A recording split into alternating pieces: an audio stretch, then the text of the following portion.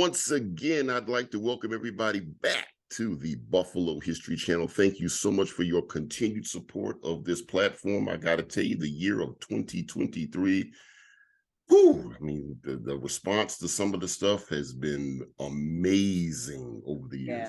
And we've got another, I'd like to welcome everybody to a new segment that we're doing because we're in the middle of highlighting figures of Buffalo's Black media. And this series is the Legends of Buffalo Radio podcast series. And I am so happy about this one, this episode right here. You just say that because you like me. I know y'all see who I got on here. You know who she is, the one and only, as they called her back in the 90s, the lady, Terri Davis. Why, Terri Davis, you, welcome to the Buffalo History Channel. Thank you for having me. I'm kind of honored to be here, very much so. I am honored to have you. I mean, now, y'all don't know this, that Terri Davis and I, we go back a ways. We share a very interesting and significant connection. That connection is the operant word there. The B.U.I.L.D organization. We are the B.U.I.L.D organization. We are both B.U.I.L.D legacies and B.U.I.L.D Academy alumni. Yes, I must say that I am from the original B.U.I.L.D Academy, the one on Clinton Street, the one when our colors were red, black, and green, and our mascot was the Black Fist. Now, the problem with that was everyone mistook, I'm going to call them our cousins. They mistook the Black Fist as something as offensive because that's how they were taught. That's how they saw that Black Fist. But we as products of B.U.I.L.D Academy in our community, it wasn't a symbol of aggression. It was nowhere near a symbol of aggression. It was absolutely a symbol of unity. Not.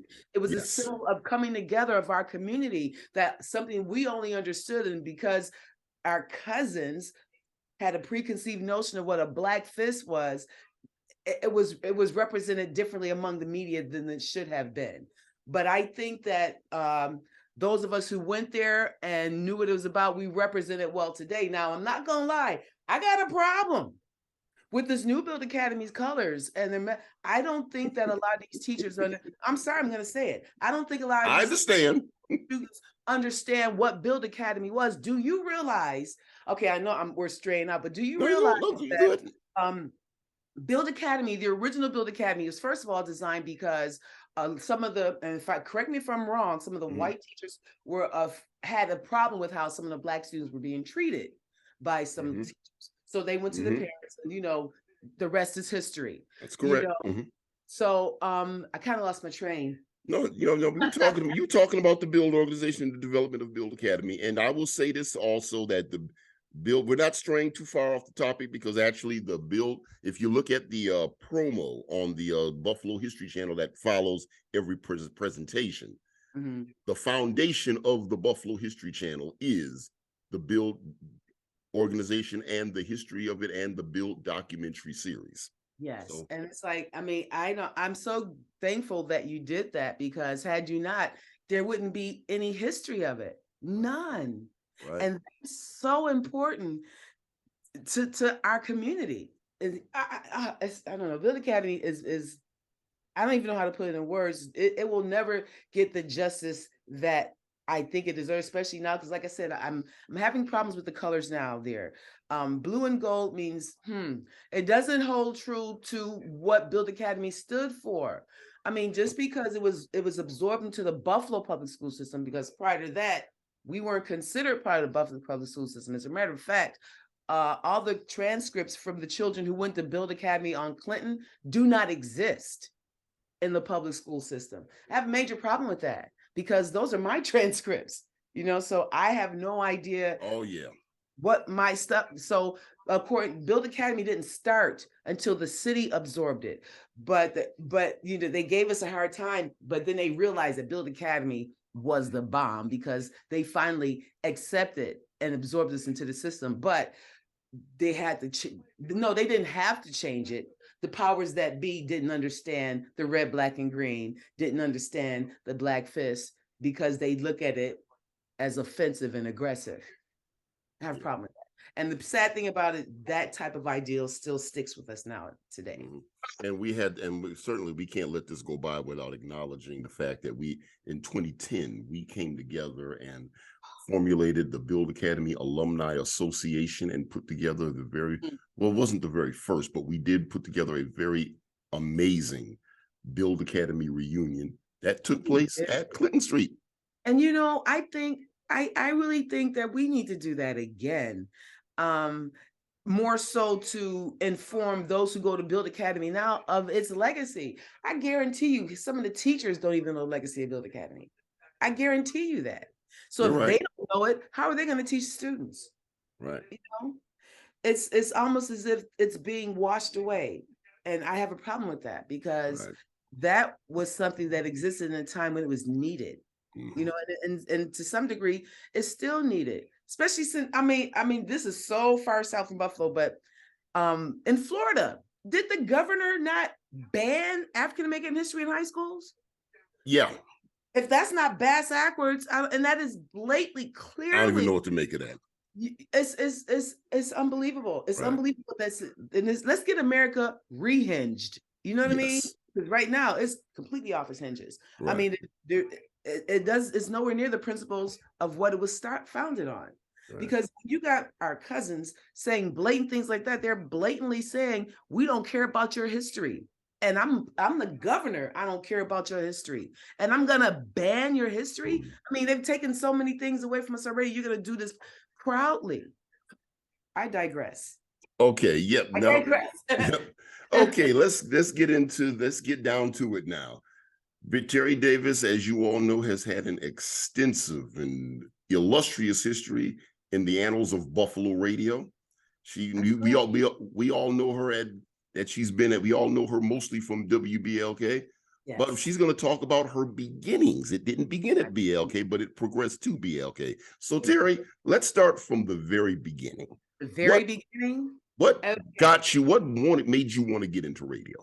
Honestly, I wanted to make music. I wanted to be in the recording studio and working on the board to make music, but I was going to Buff State at the time, and they didn't have anything quite like that. The closest thing they had to that equipment was the radio station. So I started hanging out at 91.3 FM, WBNY. Now, I would go to WBNY. I would walk actually from my house in the Bailey area to Buff State. And I would sit in with a young man named Thomas Dunlap. Now, I would sit in with Thomas every day for 6 months. I sat in with Thomas. One day, and I would just hand him, back then we had carts and records. Right. I remember. So I would be handing him a cart or a record, something like that. Mm-hmm. And one day after 6 months, he came in with his girlfriend at the time and said, "Terri, I gotta go, bye." Like literally. And I'm like, it was all on you. That was it. Talk about being thrown into the fire. They say learn from your mistakes. I made every mistake there was to make. I learned everything that night. I mean, back then, you had the turntables where you can control the speed and on and off. Mm-hmm. Well, I thought I was turning on the mic. And what happened is I turned off the record. The mic was still on. So you know how that record starts to go, and I had the mic on. I said, "Oh, an explicative on the air." And it went out in the air. And it's like, oh my God. So those are some things that I learned at BNY. So from WBNY, I went to WUFO. That was, I believe, in 85. Oh, wow. 85. Okay. Yeah, I think that was in 85. Because I got there a year before Sheila. Sheila came in 86. Sheila Brown, the owner of Mixed 1080 AM, WUFO. Yes. Yes. Anyway, I got there about a year before she did. So, and I worked there under Jeff Grant. Mm-hmm. Jeff Grant is a legend. He is a legend. Matter of fact, he's still in the industry. I think he works for, it's Verity Records out in New York City. I'm not sure, but that's where he was when I last spoke with him. But yes, I worked under Jeff Grant, and Jeff taught me a lot. One of the things I liked about Jeff was he was very an open teacher. I mean, he let you learn through experience. Right. So he would guide you. He was just that rock for me at WUFO. But things didn't quite work out there. We had We had a station manager. I'm not going to say any names, but this station manager, for some reason, thought he was a programmer or a program director. I tell you, one day, Doug, I was literally on the air doing my show. And he comes in while I'm in the middle of the show, asks me to stop the music. I'm jamming with some R&B so that he can sit and sing a song and play on his guitar. Yeah, I'm loving that face. Yeah, yes, I'm loving it. Yes, yes, yes, yes, yes. Okay, that's a new one. And stop me on the air and just sit there with his guitar and play a song. And I'm like, are you kidding me? It got to the point where eventually we bumped heads. You know, I am a East Side Buffalo girl. Yeah, we bumped heads, and I kind of left. And when I left that same day, it's really funny. I shouldn't be saying this, but I went straight to Jeff Grant's house right after I left. And Jeff was like, he looked at his clock and looked at me and said, Terry, it's supposed to be on the air. And I explained to him, because that particular incident was the last straw for me. You know, I mean, you're on the air and you're trying to project a certain type of personality, certain type of feel. Right. And that's the last straw for me. Yeah, you told Jeff to turn on the radio, and you'll hear, if you hear a guitar playing, you know why I'm at your house. Right. So, at that point, Jeff had already left UFO, and he was working at WDKX in Rochester. Okay. Right. So he got me hooked up in Rochester at WDKX. Okay. Now that in itself was a whole other learning experience. I mean, they were so much more advanced than WUFO was at the time. I mean, technology-wise, as far as how they tracked their music, how they dealt with their record reps, how they dealt with how music was played on everything. They were so much more advanced. And what Andre Marcel did, the owner at the time, the son of the owner, Andrew Langston owned it at the time, but now Andre Marcel's the owner. Andre was hard, but he was also very kind with it. I mean, he had a very strict board, you know, because everything had to be precise. Right. He had a plan. Tight board. Right. He had a plan of how things were supposed to be done. Right. If you were to deviate from that plan, because he always listened, if you were to deviate from that plan one bit, he would question you. They know. And he would sit there and listen to you. Yeah. And you have to explain them. And if you explain to him what you did, if it made sense to him, he'd say, okay, and keep it moving. But if it didn't make sense, he'd let you know. But that for me was the best way to learn, because I had to take my own initiative to learn, to do what I need to do, to learn what I need to learn. And by him doing that, I hadn't realized how much he taught me just from me going through that process. I mean, I really learned by trial and error. I mean, if things came up, well, I had to figure it out myself. And like I said, because he knew how things were, if it was fine. If not, then he let you know. But after a while, here's the thing. When I was at Buff State, I kind of left Buff State before I graduated, because I was in broadcasting as a major, and I got a job in radio. So kind of left.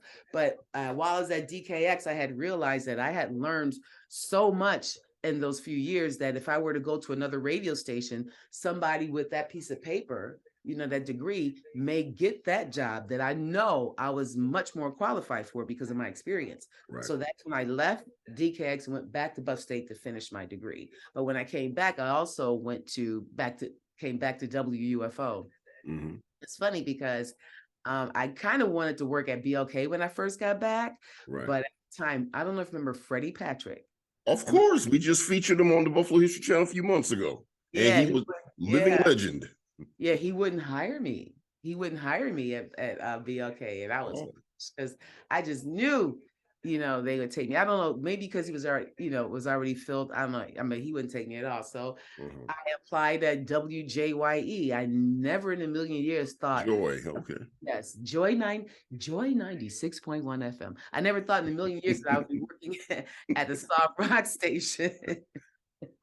But I did, and I kind of expected to be treated different, because I was I forget this other Black employee's name, very well-loved Black guy, Alan Dunt. Oh, Alan. I don't know if it was Alan, but he no, Not ringing a bell. Heavy said he worked at, oh God, I can't. And he was so beloved by everyone. Oh, I can't remember his name. But other than him, I was the only other Black employee at JYE, and I really expected to be treated different, but I wasn't. I was treated so well by Joe Chili. He was my program at the time. Joe Chili and Skip Edmonds. He was production director. Two of the Joe don't have an ounce of sense. We had so much. He was so silly. Joe had no ounce of sense. And as far as production, Scott. Oh, I hope I said the name right. Scott. He awesome in production. But they didn't treat me any differently. I mean, when I first started, I thought that I would, they would have me working, the late shift. And they did at first. I was working 7 to midnight. But apparently I had done so well, they eventually moved me up to middays. Now, keep in mind, I'm a Black female working middays at one of the top stations in Buffalo. And this funny thing is because the way I sounded, I didn't sound like I was a Black girl with dreads. Right. Funny story. We were doing a live remote at the Boulevard Mall. Am I rambling? I feel like I'm No, you're fine. You go out and go, just roll with it. Yeah, but I was doing a live remote at the Boulevard Mall while I was working at Joy. And this one lady came up to me so excited. I listen to Joy all the time and I'm here to meet Terri Davis. And here I said, hi, I'm Terri Davis. And that look on her face was amazing. She said, oh, I thought you were taller.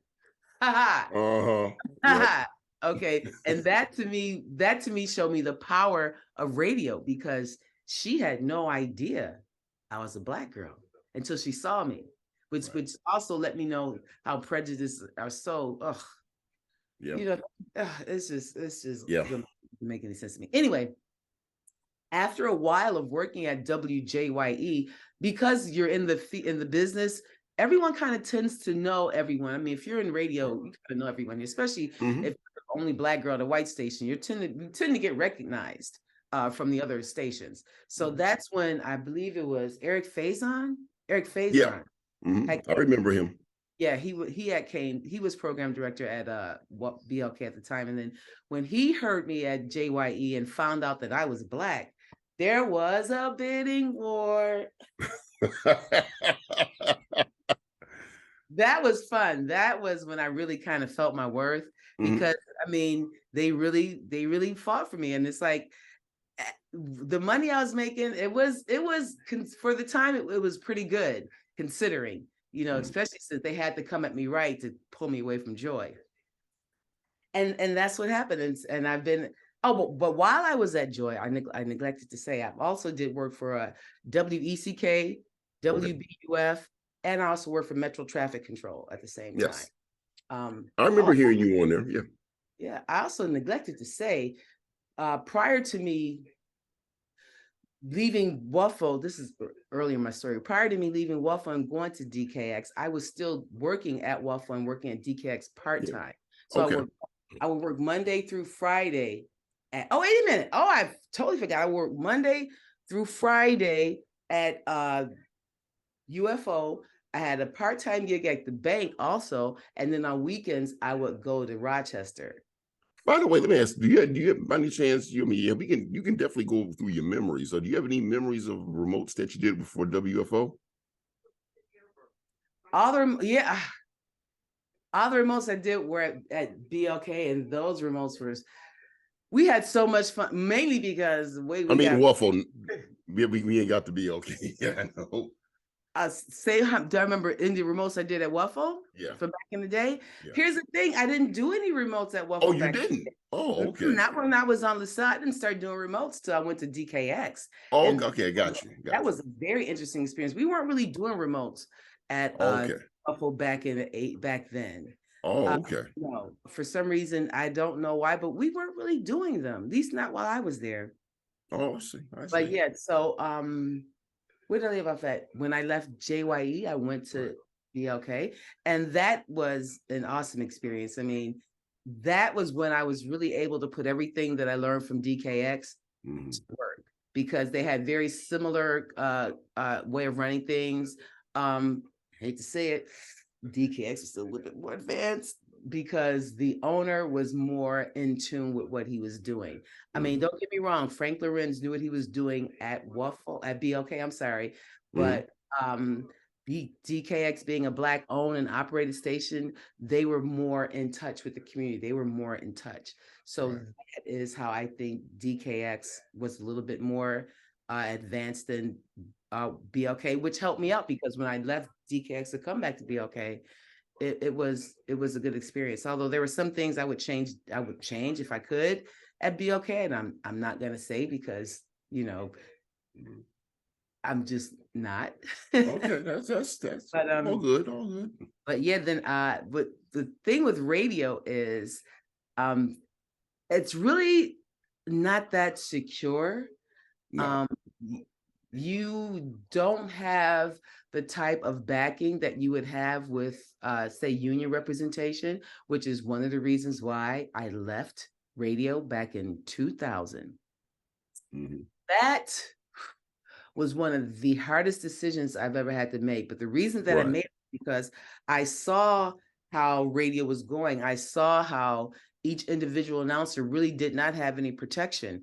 If a company wanted to come in and buy the radio station, they can get rid of the entire staff and wouldn't have to explain anything. I wasn't too comfortable, and the ratings could also determine whether you kept your job or not. I wasn't too happy with my livelihood being based on how good the ratings were. I can't be dependent on that. So I decided to run into burning houses. Yep. Yeah. You joined the fire. You joined the Buffalo Fire Department. I remember when I first spoke with you about that you said you were leaving for the fire department. Yeah, and no one could understand. What's that been like for you? Well, firefighting is, it's first of all, it's no joke. It is no joke. Firefighters have one of the most warped sense of humors, but they have to, because you have to do something to break up the monotony of some of the things that you go through and some of the things that you see. I mean, I've seen things that I really wish to this day I could unsee, but it also has its rewarding moments too, because as an African-American female in the Buffalo Fire Department, I was actually the fourth Black female. The first one was Ellen Peoples. Second was Janelle Wagstaff. Okay. Janelle Wagstaff. And then 3 and 4 was me, Shelby McKinney. 3 and 4, me, Terri Davis. We were the first 4 African-American females on the Buffalo Fire Department. I expected some different treatment. I kind of got it, but not really, because in the fire department, you fight fires. You do what everybody else does. Just because you're a female, they don't. Like I said, it's not the easiest job in the world. I mean, I can tell you some stories where I've made my mistakes. I can tell you some stories where I've done very well. I have one particular story where, as a matter of fact, where's my necklace?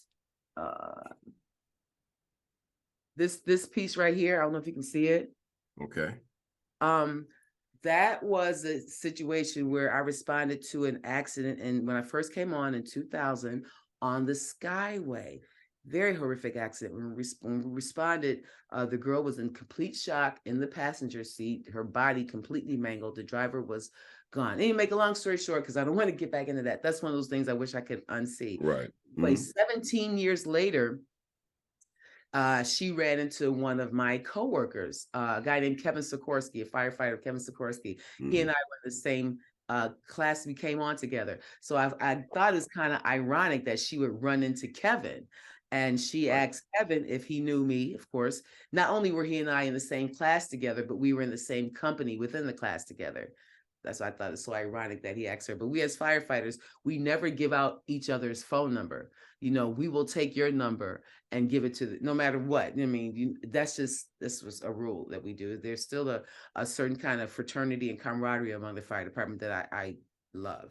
Anyway, he got her number and he got her number and called me and said, "Terri, do you remember an accident on the Skyway?" Boom.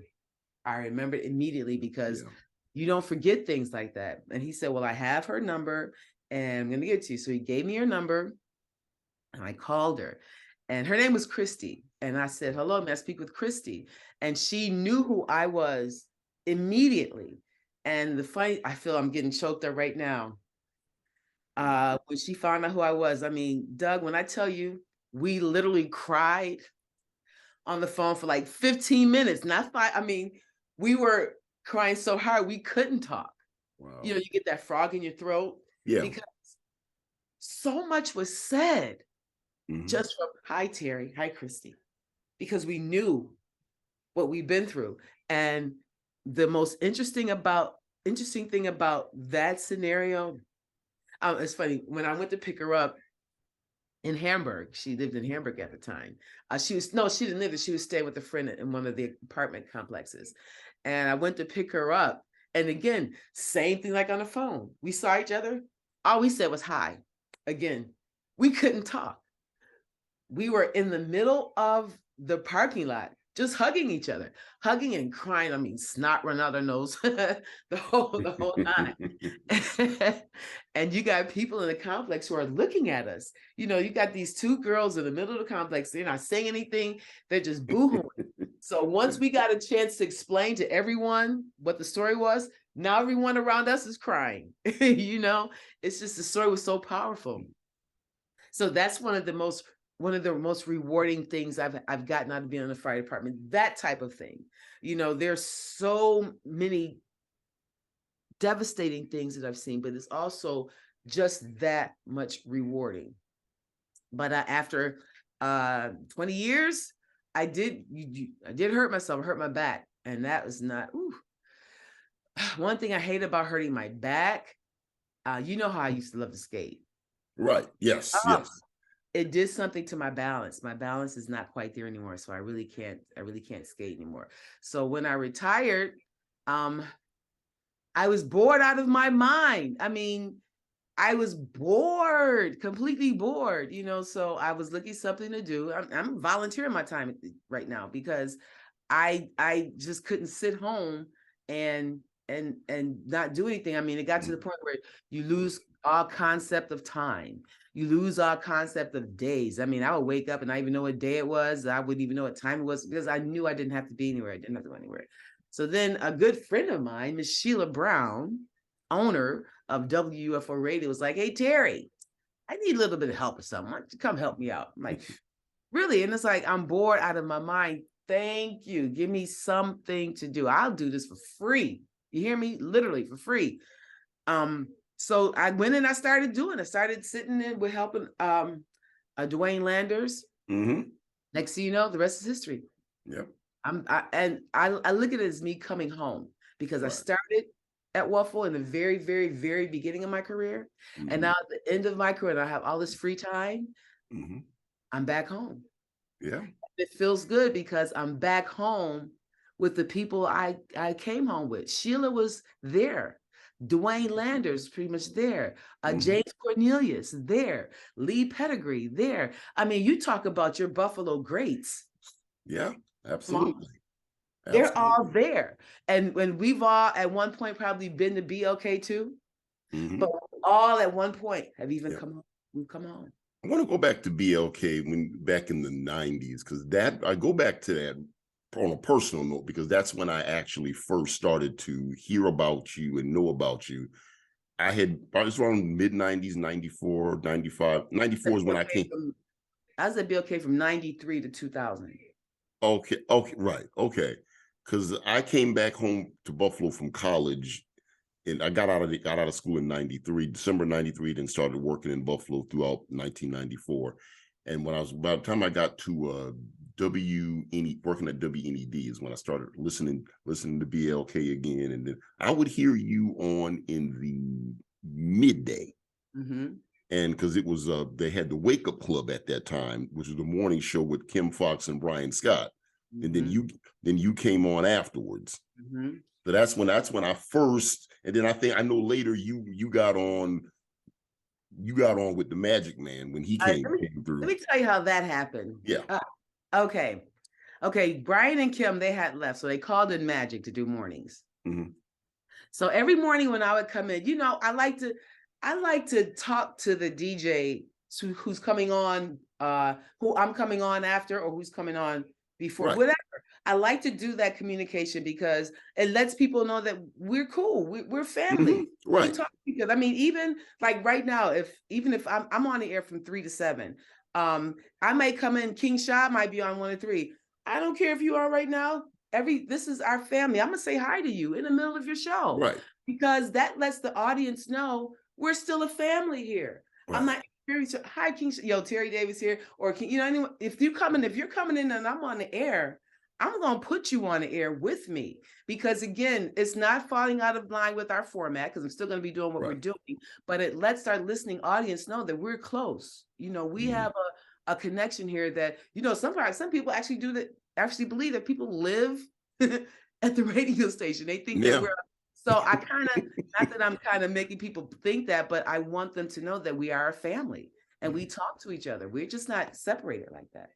I think that's very key. And especially now with social media so open, I think we should be more personable on the air with you. Yeah. And that was back during the time when, radio was a lot more localized, it wasn't so much syndicated. You had the Wake Up Club, you had the morning shows were localized, the midday was, everybody, you felt like you felt like everybody was from the area. You felt like you had a connection. Everybody was you actually looked to as a celebrity. You went places, people actually knew who you were. You miss those days. I never felt comfortable with the celebrity thing. I never did. But anyway, getting back to how I got on the mornings, I would talk to Magic every morning. We would just have fun. And why did I do that? Because Eric just loved me and Magic together. Next thing you know, I'm getting up at 5:30. I'm not a morning person. I am not a morning person. And honestly, I like running my own board. Apparently me and Magic were okay, but personally, I am not a sidekick. I did not want to be on that other side. I wanted to run my own board. Because that's what I had done my whole career. Now you got me as a sidekick. I guess that's part of my fault, because I talked to him about, and everyone just loved our banter. So why not put them together? I did it, for the sake because it's not about me. It's about the image of the station. Right. So that's why I went along with it. I cannot lie. We did well, but I hated mornings. I hated mornings with a passion. The only thing I liked about mornings was I got off at 10 o'clock in the morning.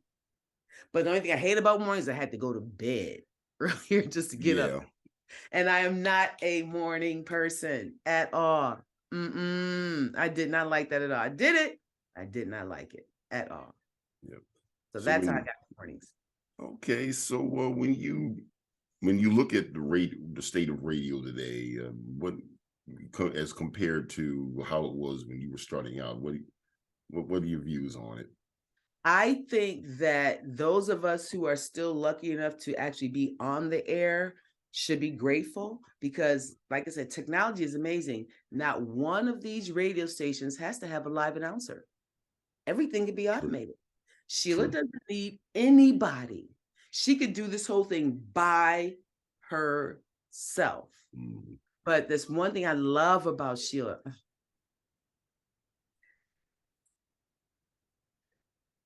That girl has a heart. Job ain't got nothing on her when it comes to patience. Nothing. She believes in that community connection. She believes in that human element.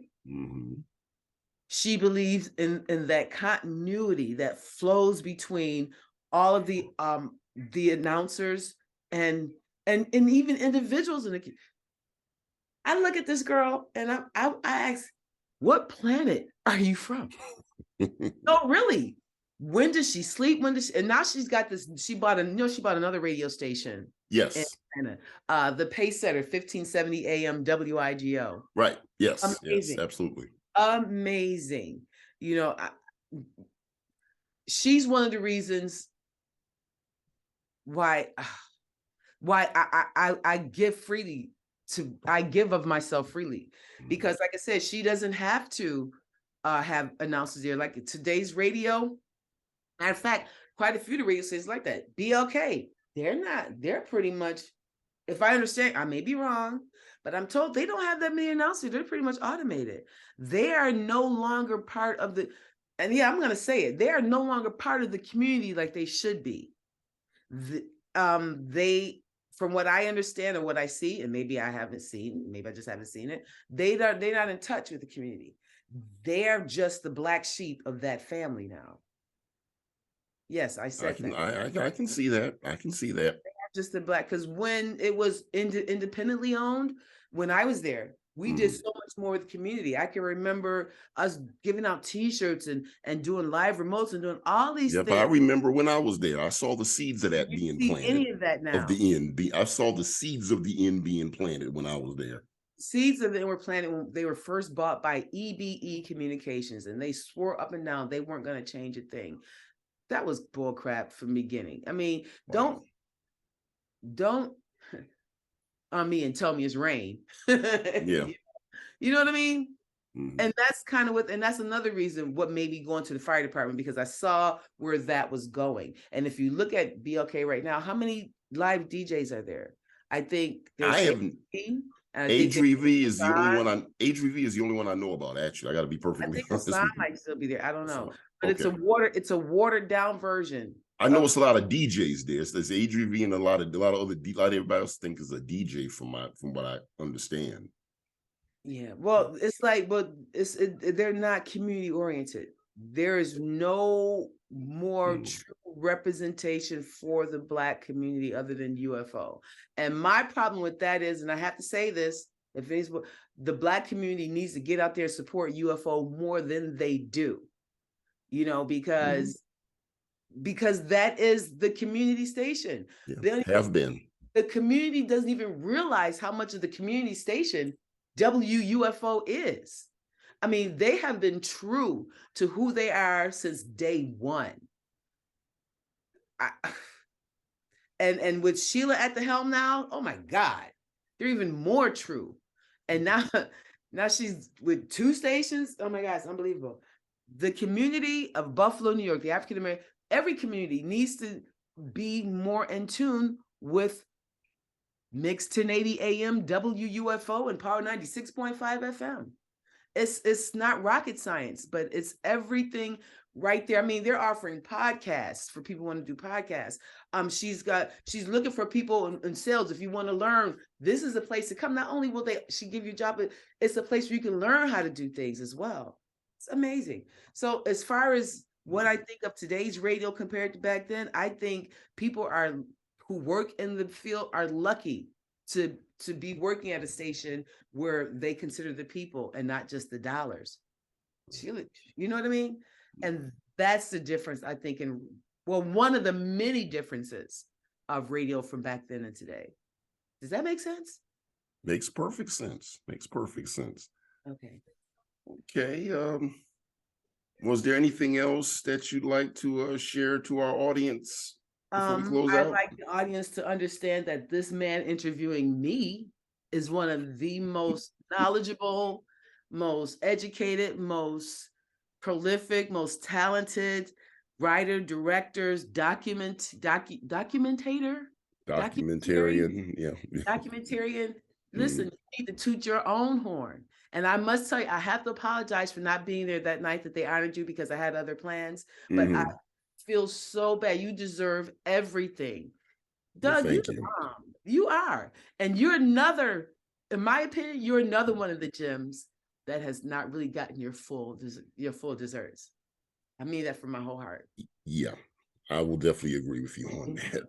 But I received that. Because I know you.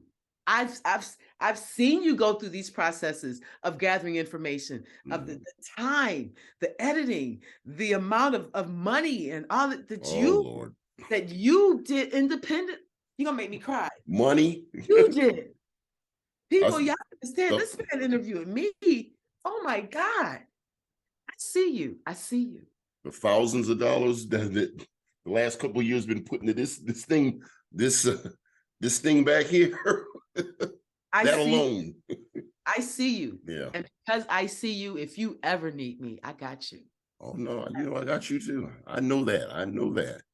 And I remember back in the day when when you first knew me from doing the B.U.I.L.D documentary, I was honored that you even knew about and even saw it, you know. Are you kidding? That documentary is awesome. That documentary needs to go national. Yeah. That documentary needs to be on NPR, if anything. That documentary is history. Yes. That documentary is everything. Oh, I'm so proud of you for that. Because if it wasn't for you, that wouldn't exist. That wouldn't exist. You have immortalized. You have immortalized a part of Buffalo history that needs it. Yeah. You're the bomb, dude. And this just extended. The Buffalo History Channel is now extending it to other areas. Awesome. Like Black media, Buffalo's Black media. Awesome. And you know we had to make you be a part of it. Terri Davis, it has been an honor. Doug Ruffin, it is my pleasure to have you on the Buffalo History Channel as part of our Legends of Buffalo Radio podcast series. Thank you. All right.